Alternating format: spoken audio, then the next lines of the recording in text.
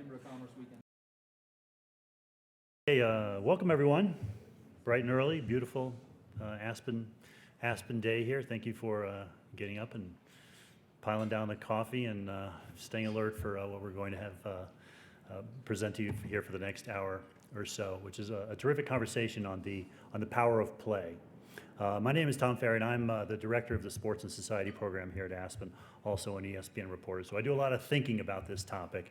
And what's interesting about play is it's sort of there's sort of a lack of respect for the term play in this country. You know, coaches tell kids, "Oh, stop playing with the ball," or bosses will tell employees, stop playing around. Play gets this. It's something that is seen as frivolous and maybe, not necessarily tied to productivity. But this panel will question that idea, under the idea that do we need to build children who know how to play because it's part of human development, and ultimately,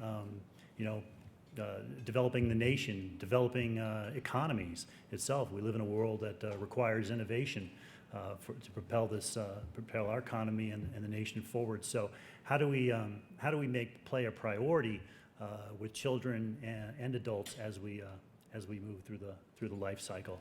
So to help me with this conversation, we have the four people to my right here. First of all, Dr. Angela Diaz. She is the director of the Mount Sinai Adolescent Health Center, and the MSAHC provides free, comprehensive, interdisciplinary health services to more than 11,000 vulnerable and disadvantaged youths annually. Diaz is a former White House fellow and now chair of the board on children, youth, and families of the Institute of Medicine of the National Academies. She chaired the National Advisory Committee on Children and Terrorism and served on the New York City Commission on LGBTQ Runaway and Homeless Youth Task Force. So welcome, Dr. Diaz. To her right is Asa Firestone, who is co-founder of Adventure Forward, a new national service corps focused on integrating outdoor adventure with academic success. In 2010, he co-founded CEU, a climbing school for underserved youth in the favelas of Rio de Janeiro. While a student at USC, where he earned his MBA in 2012, Asa created Beyond Gear, a social enterprise selling lifestyle gear to help raise money for CEU. He also launched Beyond Talks, a speaker series that blends adventure with entrepreneurship. Firestone is a National Geographic Young Explorer. Welcome, Asa. To Asa's right is Caitlin Morris, who I know very well. I work with her on our Project Play initiative at the Aspen Institute. And Caitlin, I know your bio already, but I'm going to try and make sure I don't get anything wrong here and read it. Keep it tight. All right. So Caitlin is the North American Executive Director of Access to Sport, an organization supported by Nike that is dedicated to unleashing human potential by enabling and inspiring youth participation in sports, active play, and increased levels of physical activity. So since you want me to keep it short, I'll cut out the last half there. And finally, to her right is Chris Klug, who some of you may know if you live here in Aspen already. Chris is a retired professional snowboarder, realtor with Aspen Snowmath Sotheby's International, and founder and chairman of the Chris Klug Foundation, which promotes life-saving organ and tissue donation. Chris spent 20 years on the World Cup snowboarding circuit and competed in 3 Olympics, winning a bronze medal in parallel giant slalom in 2002. He was also the first American Olympian with an organ transplant, having received a life-saving liver transplant in 2000. He's also author of his biography, To the Edge and Back, and made a documentary about his journey called Ride of Your Life. So, I'm going to move over here now. Chris, or let's start with you, Angela. Play itself. From the perspective of a pediatrician, what's the value of it? I think that play is very, very important. Children, through play, learn to explore their environment. They discover things. And also, you have to have creativity. When you play with other kids, you need to continue to evolve the play. So you are always exploring. And often when I speak with parents, they say that when they were younger, they used to be able, their friends were always in their home or they were in the other kids' home. So they were always playing and they could ride their bike all over the place. But now that's not happening as much. And I think it's extremely important for the physical development of children, their social, emotional development, their well-being, and eventually to do well in school. So I think play is really good. Also, when you're playing, you're usually happy. And it's great for children to be happy and full of fun. Asa, I mean, you work with some of the most underprivileged kids in a beautiful but very difficult city, teaching them the skills that are incredibly valuable. How does play tie into the work that you do?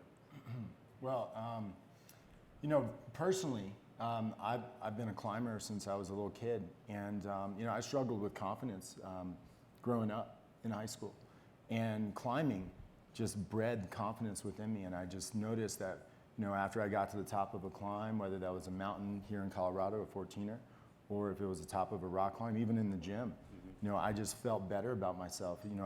I felt that that bit of victory, that bit of triumph, getting to the top, and I believed in myself. And you see that with kids even in the favelas of Rio, which are some of the toughest neighborhoods around. And Rio has a particular amazing situation where you have world-class mountains, granite climbing that comes right out of these favelas, these slums. So it's just a particular amazing opportunity to use adventure for good. But yeah, I look at it as there's three main benefits to specifically outdoor play. The first is risk management, where if you can learn how to climb above your gear or overcome fear, then you can apply that into your normal life, and especially if you're at risk, and you have risk in your life all the time. You can use those lessons into your normal life. The second one is obvious, which is confidence. It's just outdoor recreation and play builds confidence, and that's apparent. Actually, SOS Outreach has a study that twice the number of kids get to college that work with them than their comparable demographic. And SOS Outreach is, if you don't know, is a program in Vail, based out of Vail, that works with kids, especially with snowboarding and skiing. And then the last one, which might be the most important, is that, for me, particularly looking at outdoor adventure and outdoor play, we have, in this world right now, we have a lack of connection with nature. And some nature deficit disorder is a massive problem and incredibly scary. And you have kids who are spending 7 hours behind electronic media and only 7 minutes outside a day. And that is just really disturbing. And so outdoor adventure and play allows a great opportunity for kids to make that connection with nature, which I think is vitally important if we want them to preserve the environment going forward. Yeah, and it's a great point, because the term play has almost been co-opted by the video game industry. This is how kids think about play these days.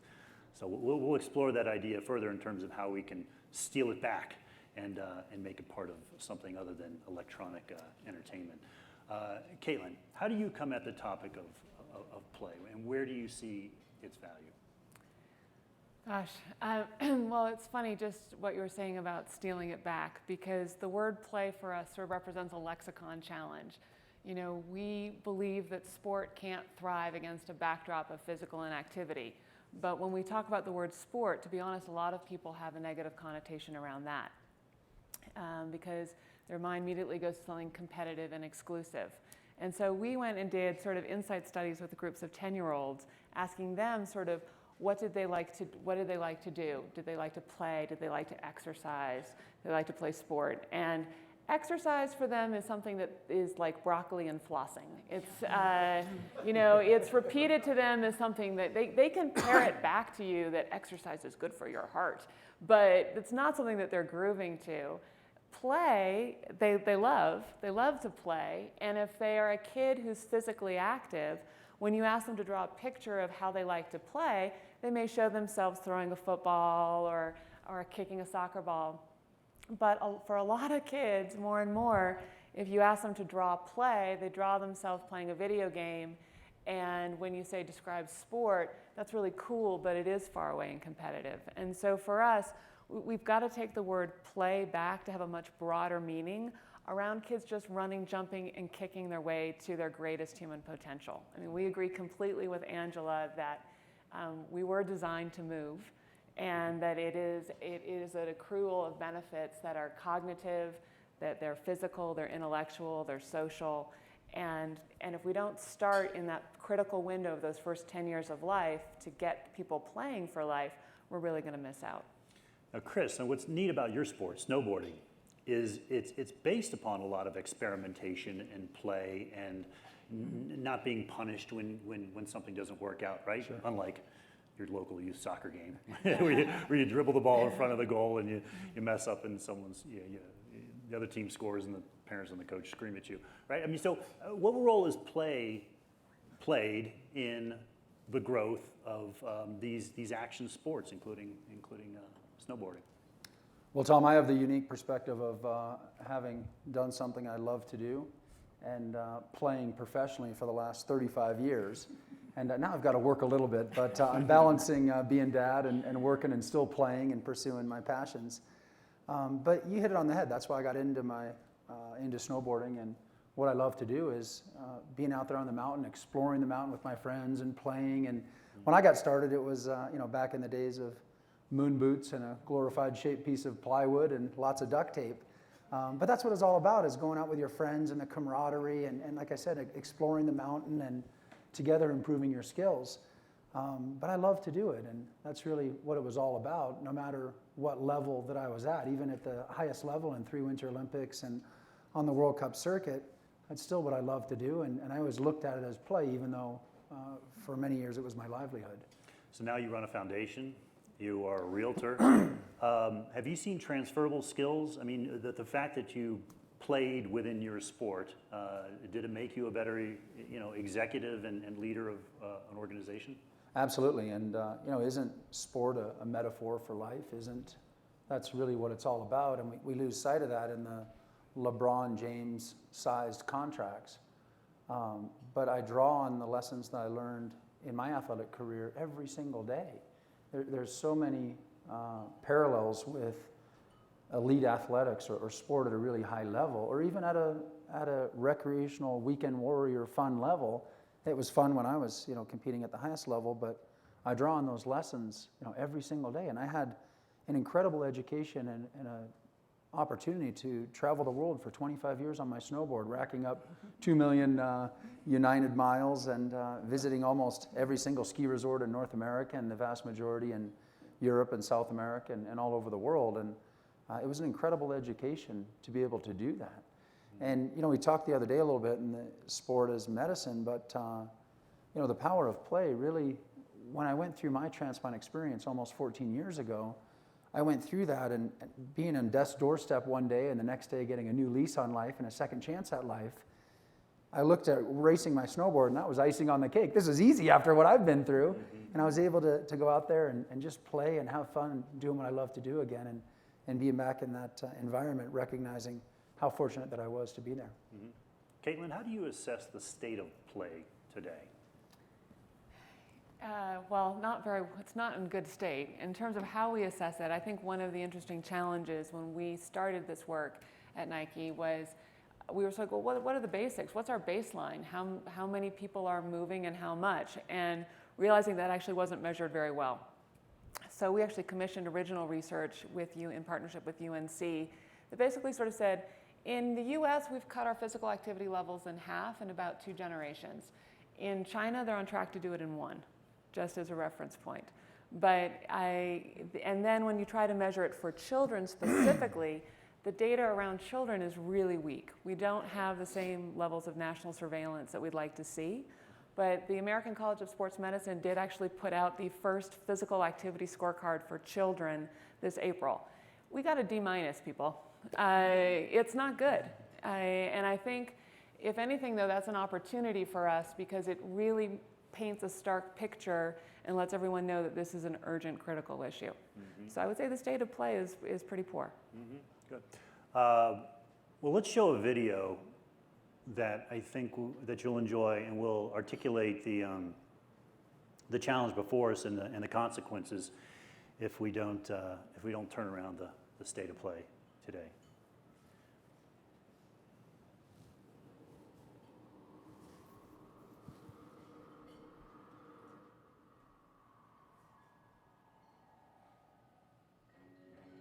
I probably would make a time machine. I would make medicine for the sick. I'd probably invent something new. 我会听到5个从来的戒指。 If I could have an extra 5 years to live. You said 5, right? 5 years. It's a long time. I would try to fix everything I did bad. I would bring my uncle back because I miss him very much. I would get more hamsters. I would probably want to go looking for dark matter. I think I'd go looking for aliens. If I could live an extra 5 years. I was thinking about making like a helicopter, like a wooden helicopter. I don't have any wood. I want to go check out the moon sometime. I'd probably teach my sister not to hate tuna. I would try and invent a machine that lets you run at light speed. If I had 5 more extra years to live. I would be the boss of all the chipmunks. Eu cantaria na frente de 1 milhão de pessoas. I don't really know. I think I'd do anything. Why are you asking me that?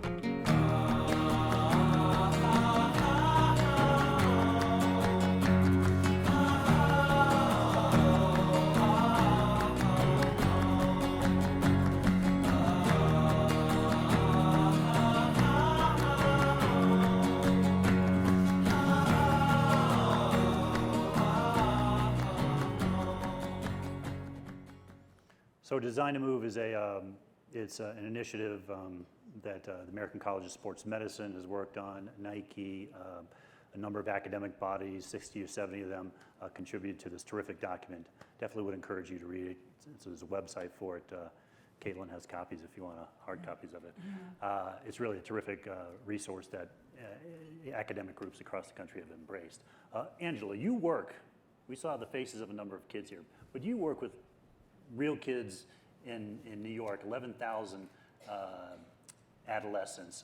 When you see that video, I mean, are those the concerns that you have? And what are you seeing with kids in New York in terms of their lack of physical activity and the consequences? You know, in New York, I run a program called Mount Sinai Adolescent Health Center that, as you said, serves over 11,000 youth. And we cater to poor kids without insurance. So those kids have even less access to play, to exercise. And 49% of our kids are actually overweight. And that's a result of a number of things, but one of it is the fact that they don't exercise. And then when these kids are overweight, they don't want necessarily, even if their school has physical education classes, that many do not, because depending on where you live and your geography, you may have access to physical education classes or not. Some of those kids don't want to wear the gym clothing because they get teased. You know, sometimes they are 200, 300, 400 pounds as teenagers. So what we have done is that we created exercise classes for them. So we bring them to the center. We have a center, the physical center, where they come, and they can come and exercise 3 times a week. Mm-hmm. And we do things that we know they will enjoy and they will move. So we do Zumba dancing. We take them to the Y to do kickboxing and other type of activities. And we created a program mostly to try to enhance their sense of self, to help them get back to school, because many of them don't want to go to school because they get teased. But we have been surprised. One kid lost over 200 pounds. And usually people don't lose that type of weight without surgery. And many other kids are also losing weight. Their families are learning from the lessons that the kids are getting at the center. And we work with exercise people, nutritionists, mental health people. And I think that, especially in the inner cities, is a major problem, the lack of exercise, the lack of play for young people. Mm-hmm, mm-hmm. Hey, so what do you see in Brazil? I mean, are the kids down there, and are they facing the same challenges as kids in New York City? Yeah, I mean, I'm sure. But I mean, it's a bit of a different challenge. I mean, when I first went into the Rocinha favela in 2010, you walk into the first block and there's a kid, 15 years old maybe younger, with a machine gun around his neck. And that's a little bit different than necessarily in New York. Slightly.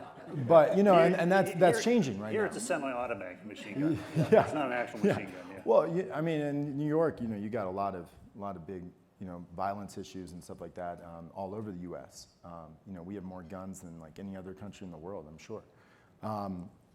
But Brazil, things are changing, with the pacification efforts, in preparation for the World Cup and the Olympics and whatnot. But, I think that, one of the big benefits of the power of play, at least that I noticed with me and some of the kids that we work with, is that when you are really passionate about a sport, you're motivated to eat healthier. You're motivated to be more fit. I know that for me, I love climbing. I'm not the best climber out there, but I love doing it. And I want to be able to do it better. And I want to be able to perform because it's more fun. And one of our kids down in Brazil, Jonas, he's kind of our best climber. I mean, this guy is, he's 15 years old and he's been climbing with us since the beginning. And it's funny, when I first met him, he was kind of a little chubby, and he hates vegetables. He hates it. But when I see him, when I come down there, he always makes a point to eat more salad in front of me, just to show me that he's moving forwards and that he's committed to being a better climber. Yeah. I mean, one of the challenges with play and physical activity is just simply quantifying its benefits, right? I mean, it's always been seen as recreation, or the health sector sometimes even struggles to get its mind around the value of physical activity. Would you agree with that, or is that overstated? No, I think that we are really, it's definitely a health issue. I mean, people who are physically fit do much better in terms of health, and people that have condition, actually we prescribe for them to exercise to do better. So I think that the health sector really need to be involved in trying to influence the policies and work with the different sectors to come with a strategy for play and exercise. But in the health sector, we think it's extremely important, and I actually think it's a health issue, not just recreation and having fun. Yeah, you certainly respect it. Can we go to the next slide on the human capital model? So, Caitlin, why don't you kind of run us through what this says here, because this flows from design to move. Yeah, so the human capital model was a way of sort of trying to aggregate all of the different discrete benefits that we think investing in physical activity accrue, both to the individual and then to the communities and society as a whole. Because I've heard in some of the earlier panels this week of the idea that we tend to invest vertically and people live horizontally. I actually think that we live almost more circularly. It's hard to sort of see it all in a straight line, but so many times when we try to make the case for investing in play or investing in a sport program, we're only touting one benefit, whether it's the social cohesion part or we're working on trying to get BMIs down. And in fact, one of the things that I've seen is generally the people who have been promoting sport as a social change vehicle have been a little bit far apart from the people who are promoting it as a health vehicle. And I'm excited to sort of see those starting to come together. But this was a way of just sort of kind of getting all on one page. What do we really see are the different benefits? And the physical benefits are probably the best known. People immediately sort of go to what's the role it plays around weight management. But that's just the tip of the iceberg. And you may be well aware of physical activity as a calories out strategy, but how many people are aware of what its relationship to cancer rates, which is to say considerably a lower correlation when you're physically active? How many people are aware of the fact that often physical activity is equally effective to prescription medicine for treating certain types of depression? How many people have looked at when you have kids skateboarding in a park, there are more people in the park and real estate values go up? And it's sort of, when you try to make the case against only one lens, it's not nearly as compelling as when you look at it this way. I also think, frankly, brings a lot of different communities together. The physical activity movement has been a really fractured movement. And part of the reason why I don't think we've broken through as a critical issue is because we haven't been able to unify behind a broad platform.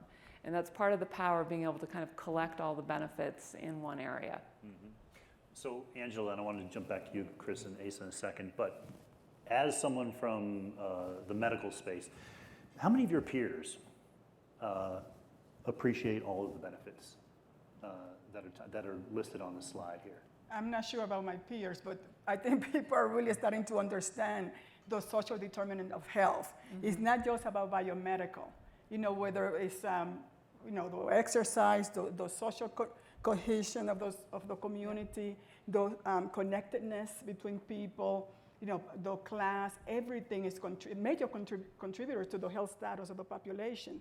So it's not about healthcare and just doing diagnosis and prescribing. We are learning more and more how important all these issues are and how we all need to work together to really create an environment that leads to health, mm-hmm. where healthcare is just a very small piece. Yeah, and yet I've talked to researchers who say, I want to develop knowledge around sport and physical activity, but if you even include the word sport in your grant application to the NIH, mm-hmm. it's out. It's seen as something that's not central to health. I think that will change with time. Yeah, I certainly hope so. As long as we put this slide on the side of their office. Yeah, and Tom, to your point, I just want to say, at one point we had this diagram with then sort of an inner circular ring that showed that to acquire some of those benefits, you have to have complex team-based movement. Now, it doesn't have to be a traditional American sport. It can be dance, but you do have to have complex team-based movement. And if you understand the power of that, then it's a lot easier to make that direct case for sport. Mm-hmm. I got you. Chris, when you look at this human capital model, which one resonates most with you or benefit you most in your life? Well, clearly, my fitness contributed enormously to bouncing back from my liver transplant, and I'm on very, very low dosage of anti-rejection drugs morning and night as a result of my fitness and well-being, and it's sort of unprecedented to think how low of anti-rejection drugs that I'm on just a few years ago. And I think the ability to be out of a hospital 4 days after a liver transplant and riding a bike a week later and riding my snowboard 7 weeks later clearly speaks to the power of play and the benefits of health and well-being when it comes to medicine and bouncing back quickly. But one of the things I wanted to share is that I've had the opportunity to speak at Mount Sinai and almost every transplant center in our country. And one of the greatest privileges I've had is to go and visit transplant candidates and recent recipients and really their families. Because I know when I was faced with a life-saving liver transplant and told that one day you'll need a transplant, I thought, well, that's a death wish. And then I came to learn, well, okay, it's not a death wish, but it sure as heck is a compromised lifestyle. Mm-hmm. You can't be healthy and active, and you certainly can't compete at the Olympics and win an Olympic medal after a transplant. And I get to go to these transplant centers and visit with young people and adult patients as well and tell them, excuse me, I'm healthier and I'm more active than I ever was before my transplant. Mm-hmm. I won my Olympic medal after my transplant, and there's nothing I can't do today after a transplant. And you can just see these kids that are facing what they think is, a death sentence or, like I said, a very compromised lifestyle, a light go off and they say, I can still ride my bike, I can still ride my skateboard, I can still play with my friends, because they just want to be normal, they want to play. And when I tell them, absolutely, there's nothing I can't do. I race the Leadville 100 every summer after my transplant, and I climb our 14ers in Colorado, and there's nothing I can't do. They get a new lease on life. And that's for me, was the scariest part. Wasn't, am I going to live or die? It's, am I going to live and not be able to do the things I love to do? Mm-hmm. You had a thought? And I just want to say that's for the recipient, the person getting the transplant. But also, I think it's similar for the donor. I actually gave a kidney to someone in July, and I was ready, and I wanted to run the marathon. So because of exercise, I was training to run the New York City Marathon. So 3 months later, I was ready to do that. And if I had just sat down and not done anything, probably would have taken me a very long time to heal. Yeah.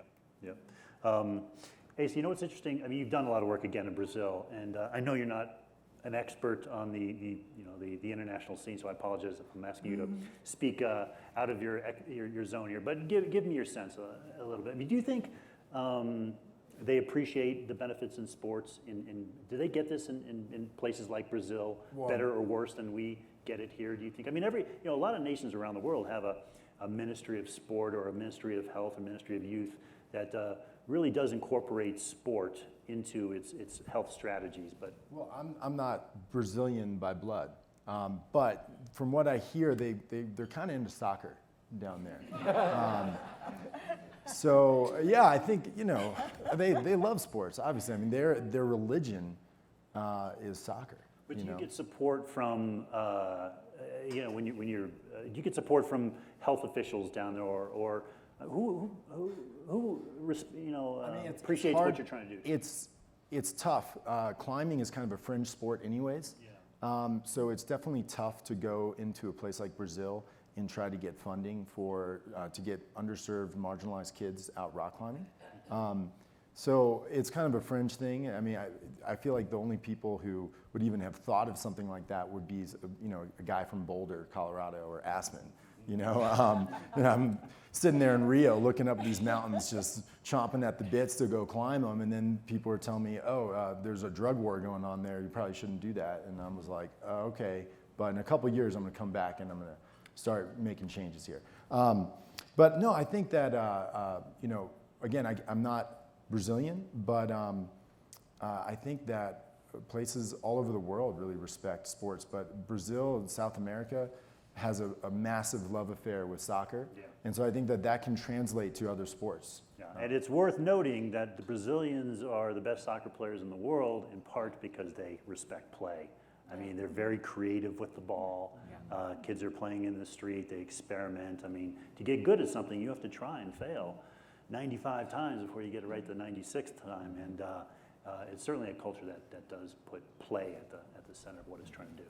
I just wanted to build on that just because Nike has done a fair amount of work in Brazil. And a couple things. One, one of the challenges we have in the US is the idea that kids spend 7 or 8 hours in school, and we've been stripping physical activity out of schools. In Brazil, we have an opposite challenge, which is kids only spend 4 hours in school, and then often due to safety reasons, they're cooped up in their apartment and they're not going anywhere. So if you can provide safe places for them to play, that is a very welcome alternative to what they have. The second thing I would say is you do have a ministry of sport, and you at least have within Brazil a tax credit program where private companies can take 1% of their profit and direct it towards grassroots sports programming. And actually at CGI Latin America this year, we aligned a group of private sector companies to commit to directing their full 1% towards grassroots programming. Nothing is easy necessarily, but I think the architecture and the opportunity is there. Yep.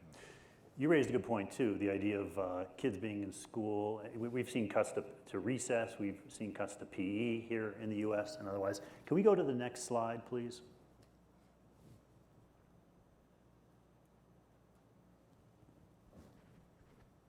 Of the brain scans. There we go. Okay, this is interesting. This comes from a professor out of the University of Illinois named Hillman, and he looked at, they did brain scans on kids who were taking tests. And one set of kids took tests after exercising for a half hour. The other kids took these tests after being sedentary for a half hour. The one on the left here with the orange in the middle are the kids who exercised right before they took the test. This is a composite brain scan of kids, and this is what the sedentary kids look like. So the point being is that the brain is much more active if you're building in exercise into an educational setting. To me, this is incredibly compelling.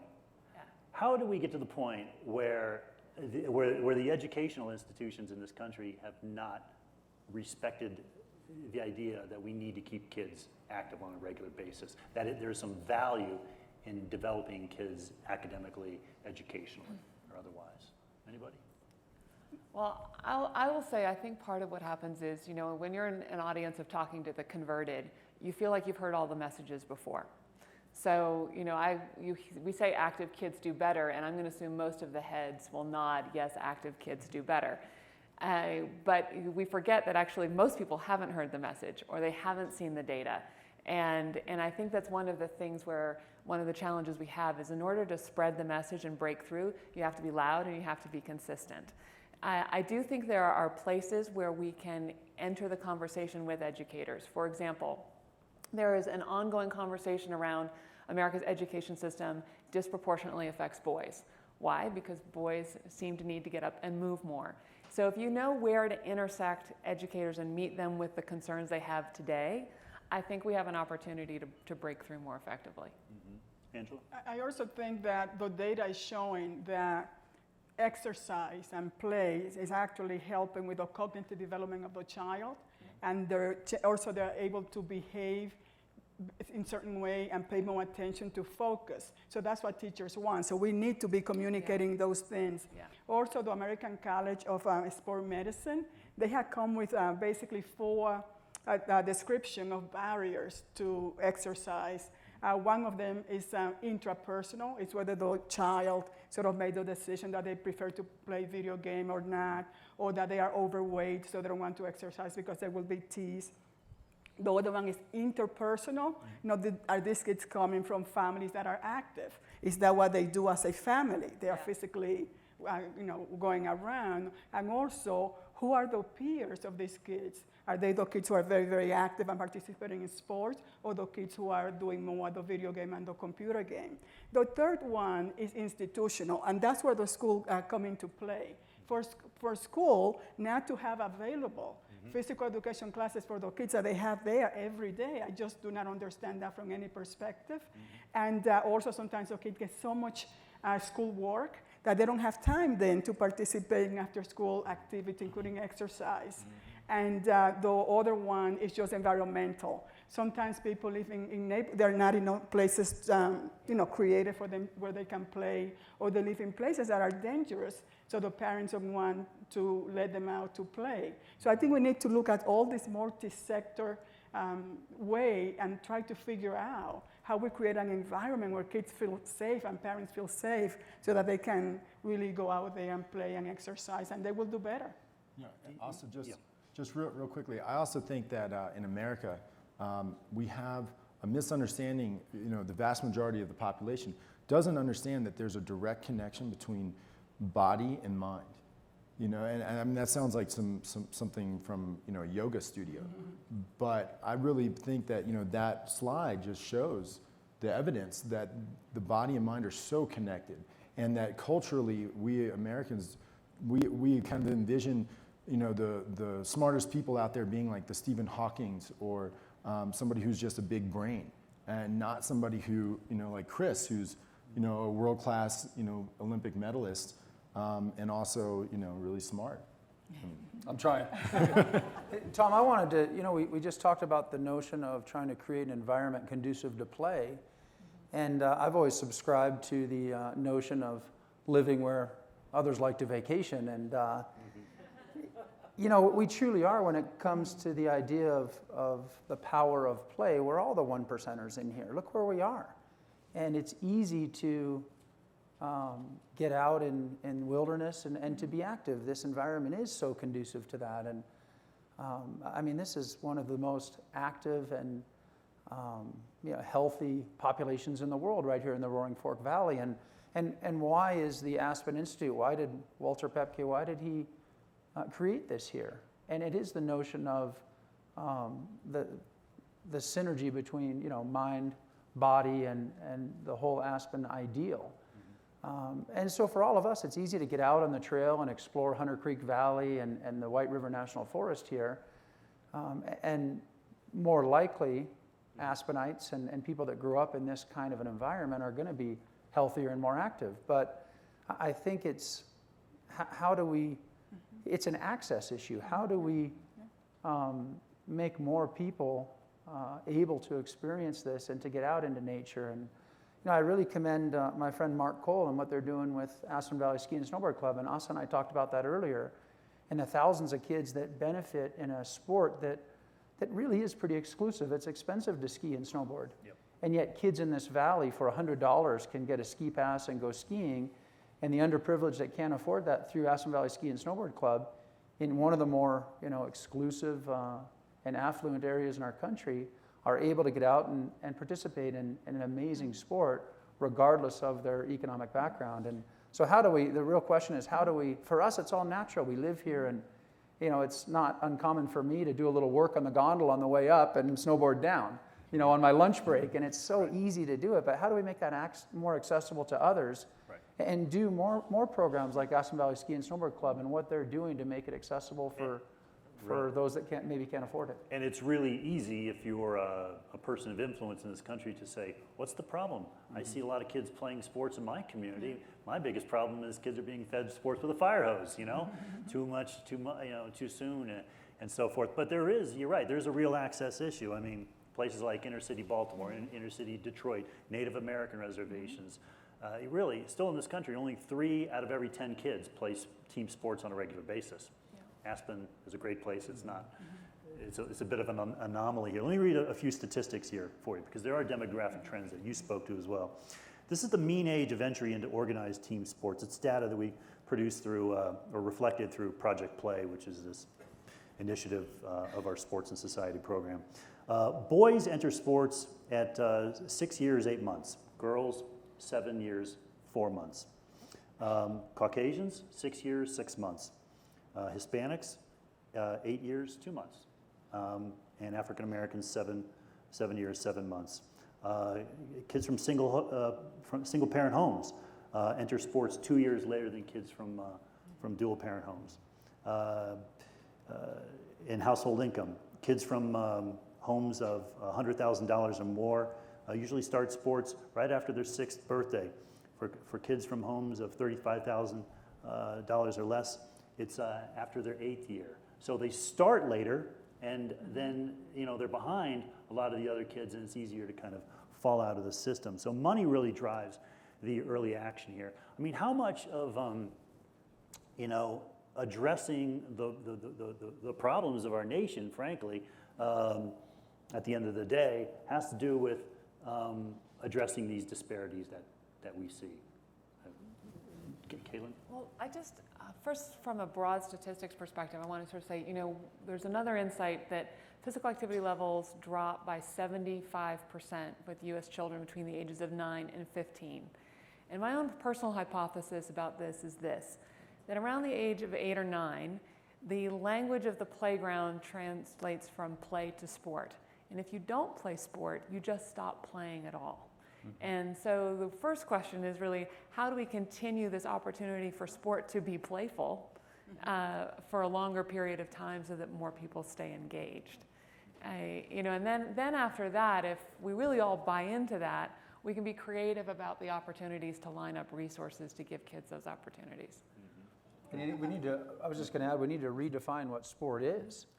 It's playing, it's not necessarily competing, and it's ironic that I'm saying that after competing for 25 years, but there's a lot of play built into that. I mean, right? Absolutely, and it's okay to lose. For so many years, everybody's a winner. Everybody gets the blue ribbon, and my greatest lessons in life were learned from many of my failures in athletics. And I did learn from winning that I love to win, but you learn from a lot of those defeats as well in athletics, and I think those are important life lessons that kids are deprived of if we don't say, okay, it's okay to lose and to win, but it's not okay for kids not to participate. And the notion of cutting kids from athletics and not making the junior varsity or the varsity squad and therefore quitting altogether, like you said, we got to figure out a new paradigm that allows kids to continue to play and to continue to participate and be involved in that. Otherwise, like you said, they just quit altogether.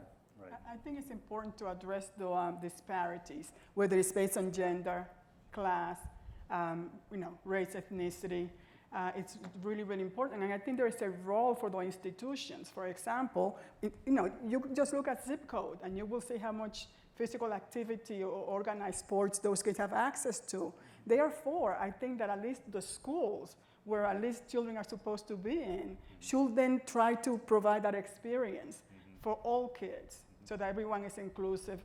And also sometimes the teams want the kids who are great players and have the great skills, but I think we need to include all the kids, even though the great players or the elite players can get some extra support. But I think we need to be inclusive for all the kids. Adjust the policies, create the incentives to make room for the kid who's not necessarily going to help your high school team achieve glory on Friday night or the Wednesday night varsity game. Caitlin, one last quick thought, and then we're going to go to questions here for 5 minutes. So just I think to the point of if we set a framework that early positive experiences in sport and physical activity set up kids on a course for life, that we have to sort of serve up that paradigm in order to get the institutions and the private philanthropies and others to believe it's something worth investing in, right? If you don't see a bright model, you're not going to be drawn to it. Got it. Questions? In the front here.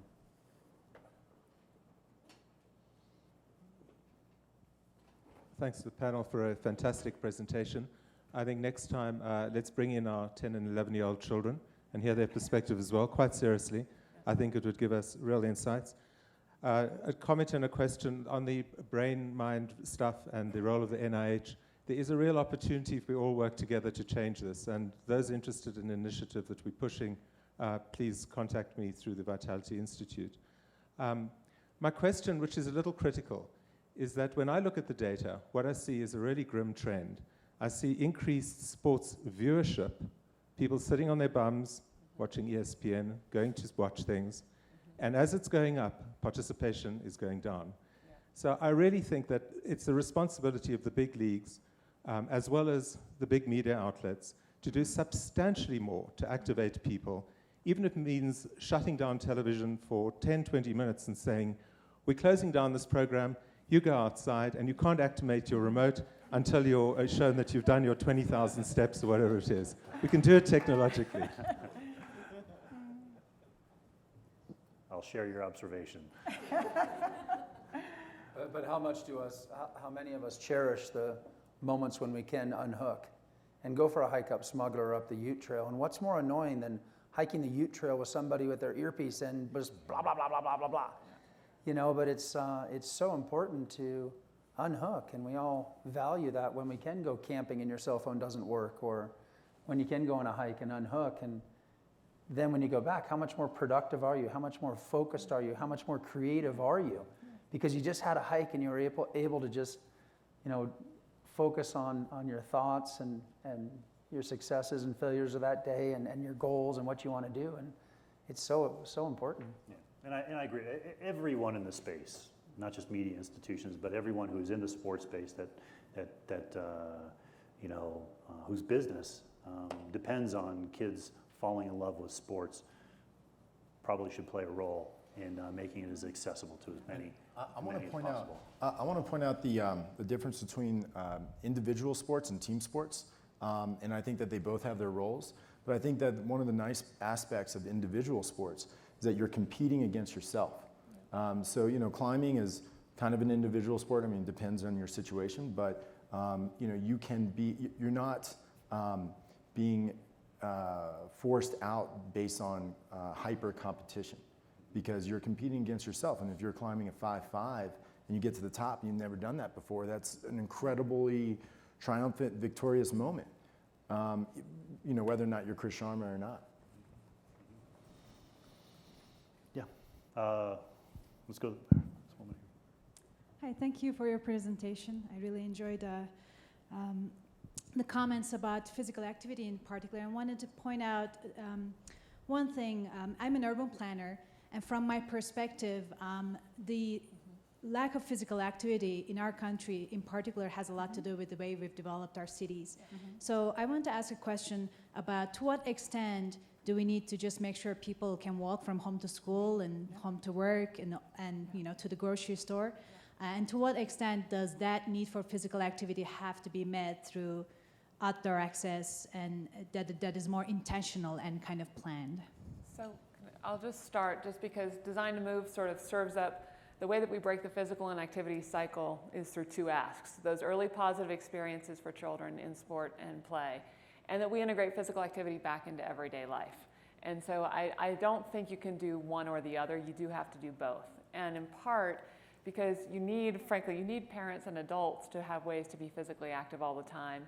They have a huge influence on that 10-year-old, and it's an intergenerational cycle. Children who have parents who are active are twice as likely to be active themselves. So I think in terms of total physical activity, you need to have that urban design. We need to start selling active cities as competitive cities, and we need to have a vision that active cities are walkable, bikeable, and playable, and that they deliver all three of those things.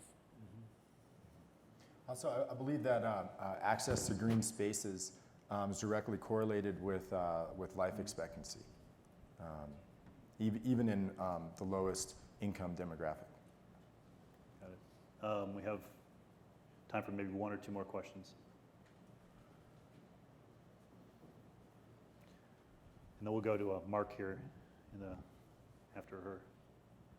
Thanks. I was wondering if you could talk about what kind of success you've had with schools, because it seems like if the message that every kid should have 60 minutes of physical activity every day, the fact that there are many schools with 3 days a week of PE or even no PE, we know from SalCon, the way that their brains work, they should be getting short spurts of learning and then even walking around the block, things like that. But that seems harder to do with the schools than I would have expected. I hear all this stuff about the curriculum, and there's so much competition for what they're doing. So that's one question. And then just doctors, the healthcare community, what about the prescriptions for exercise? Sort of like they're doing prescriptions for fruits and vegetables, stuff like that.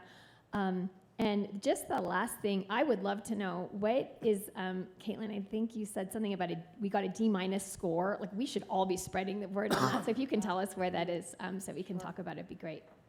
All right, so quickly, just first, lots of great work going on in the school space, but the place that brings it all together right now is Let's Move Active Schools. And in full disclosure, Nike's an active partner in that space with the Alliance for a Healthier Generation and SHAPE, and the President's Council. But really what Let's Move Active Schools does is basically say everyone can be a champion for their school.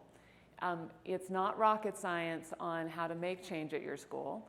And we're going to give you a way to assess what's going on in your school, what are some simple ways to take action, point people towards free resources, as well as where they can apply for grants. Because what's interesting is, frankly, a little money goes a long way. The average PE budget for middle school in the US is less than $1,000. So if you get a $1,000 grant, you've just doubled your budget, which is sad but true. And so I think that's where I would first have you go is letsmoveschools.org and take a look there. And on the D-, that's the American College of Sports Medicine Physical Activity Scorecard, and I can follow up and give you a link. Mm-hmm. Let's go to Mark here. Last question. Thank you. Mark Cole with the Aspen Valley Ski and Snowboard Club. And Chris, thanks for pointing us out as perhaps a good example. But anyway, I want to refer to the slide on human capital. And I think on the list of individual capital, there's an important element that can be added. And that's the attribute of grit.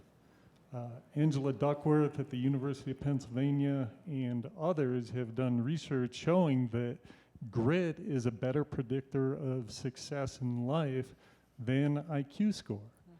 And when you think about what's necessary to acquire grit, it's the opportunity to fail repeatedly, but to immediately have the chance to try again. And when you think about our schools, failure isn't embraced.